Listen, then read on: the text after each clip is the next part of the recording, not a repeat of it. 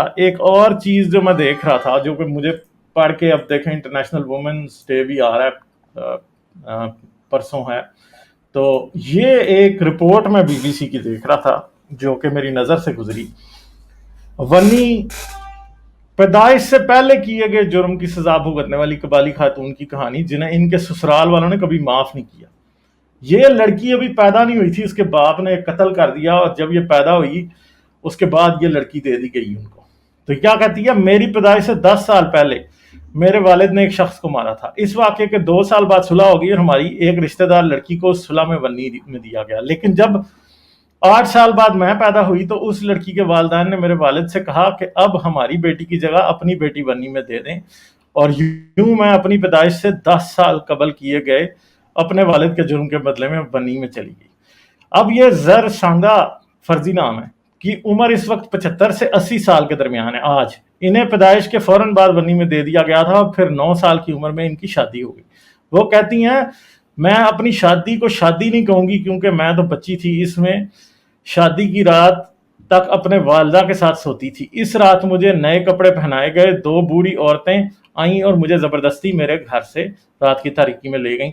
تو 9 سال کی شادی، کچھ یاد آتا ہے کہ 9 سال کی شادی کا کیا ہوتا ہے؟ اچھا، تو اب آگے جو اس کی کہانی ہے نا، جو کہ سب سے جو بری بات ہے، مجھے 24 گھنٹوں میں ایک سوکھی روٹی تھما دی جاتی اور مجھے کئی سال تک کھانے کے لیے کچھ نہیں دیا گیا. مجھے اچھی طرح یاد ہے کہ ہماری ایک ہمسائی چوری چھپے کبھی میرے لیے چائے اور کھانا لاتی تھی. زرسانگا کی شادی جس شخص سے کروائی گئی تھی، ان کی پہلے سے 2 شادیاں تھیں اور زرسانگا ان کی تیسری بیوی تھی. دیگر پشتون خاندانوں کی طرح زرسانگا کے سسرالیوں میں بھی مشترکہ خاندان جوائنٹ فیملی کا نظام موجود تھا، اور والدین کے ساتھ 3 بھائی بھی اپنے بیوی بچوں سمیت ایک چھت تلے رہ رہے تھے. زرسانگا کے مطابق اگرچہ ان کے شوہر نے انہیں بہت ساری خوشیاں نہیں دی، لیکن پھر بھی جب ان کے شوہر گھر پر ہوتے تھے تو ان کے سسرال والے زیادہ ظلم نہیں کرتے تھے. ٹھیک ہے جی. پھر اس کا شوہر چلا گیا تھا محنت مزدوری کے لیے. اچھا، پھر زرسانگا کے مطابق 7 سال بعد جب ان کا بیٹا پیدا ہوا، تب بھی انہیں اور ان کے بیٹے کو 24 گھنٹوں میں وہی ایک سوکھی روٹی دی جاتی. وہ بتاتی ہیں کہ وہ اور ان کا بیٹا 4 یا 5 سال میں ایک بار اپنے والد کے گھر جاتے، لیکن وہاں بھی وہ اس ڈر کی وجہ سے نہ خود پیٹ بھر کر کھانا کھاتی اور نہ ہی اپنے بیٹے کو پیٹ بھر کر کھانا کھلاتی. اچھا، زرسانگا کے مطابق ایک مرتبہ سسرالیوں نے انہیں مارتے ہوئے چوٹی سے اتنے زور سے پکڑا کہ ان کی چوٹی جلد سے الگ ہو گئی.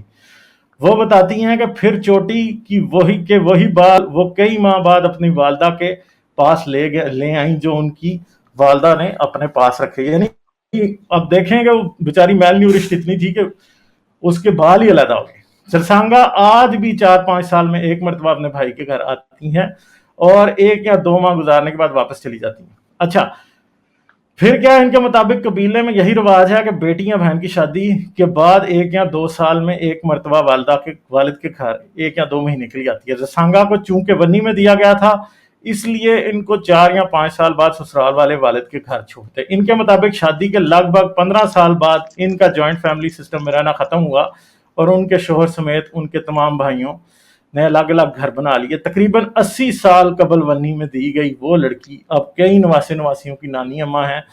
اگرچہ اب ان کی زندگی قدر بہتر گزر رہی ہے، لیکن ان پر کیے گئے ایک ظلم کو وہ آج تک نہیں بھولی. یہ ظلم میں تب بھولوں گی جب مجھے قبر کی ڈوری میں اتار دیا جائے گا. تو یہ دیکھیں جی عاصم بھائی، یہ ہیں حالات کہ، اور یہ جو ونی کا سسٹم ہے پاکستان میں پختونوں میں بھی موجود ہے، سندھ میں بھی موجود ہے، پنجاب کے بھی کچھ علاقوں میں موجود ہے.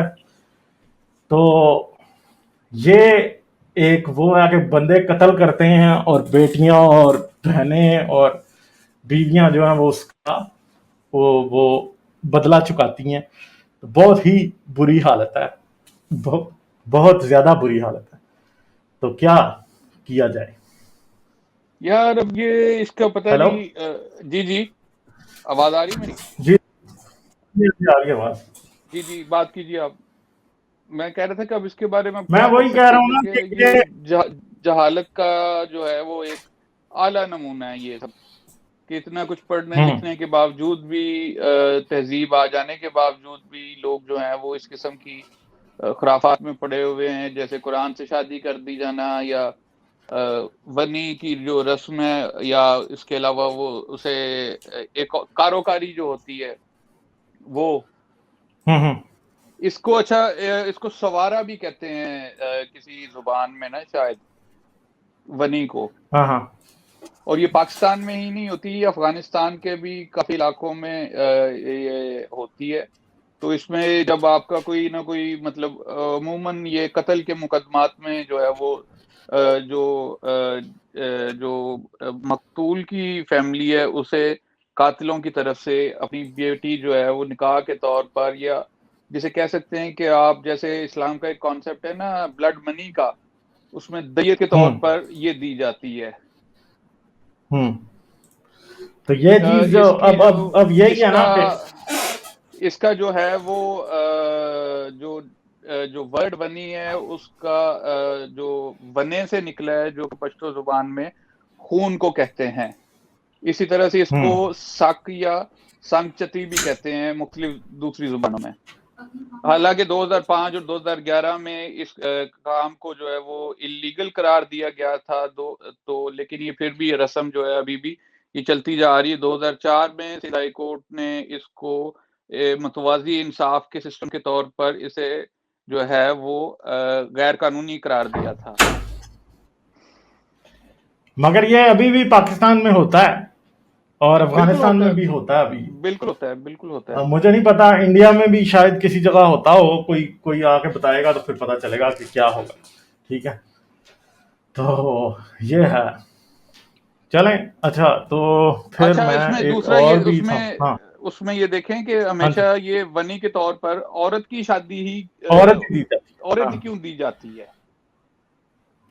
اس کے بارے ہاں میں جو ایک وہ پرانی کہاوت ہے وہ یہ آتی ہے کہ جی ایک ہاشمی اور کوکب جو ہسٹورین ہیں ان کے مطابق اس رسم کا آغاز تقریباً آج سے 400 سال پہلے پاکستان کے شمال مشرق مغربی جو سرحدی صوبہ جسے پختونخوا بھی آپ کہہ سکتے ہیں, اس میں ایک بہت عرصے تک ایک خونی لڑائی لڑی گئی تھی جس کے دوران ہزاروں کی تعداد میں, سینکڑوں کی تعداد میں لوگ مارے گئے تھے. تو اس علاقے کا جو نواب یا جو علاقائی رولر تھا اس نے اس جنگ کو ختم کرنے کے لیے دونوں طرف کے جو قبائلی عمائدین تھے ان کا ایک جرگہ بلایا تھا. تو ان عمائدین نے اس بات پہ راضی ہوئے تھے کہ جی اس قسم کے جو جرائم ہیں اور اس قسم کے جو تنازعات ہیں ان میں جو بندے مارے جاتے ہیں اس کے لیے خواتین کو ایز اے قصاص کے طور پر ایک ریٹیلیٹری پنشمنٹ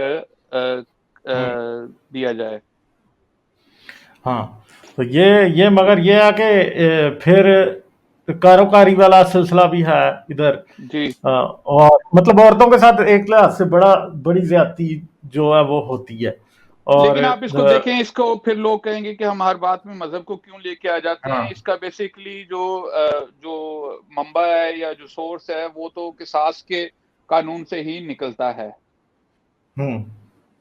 کہ اگر آپ قصاص کا قانون ختم کر دیں گے جی قتل کے آنکھ کے بدلے آنکھ اور قتل کے بدلے قتل, تو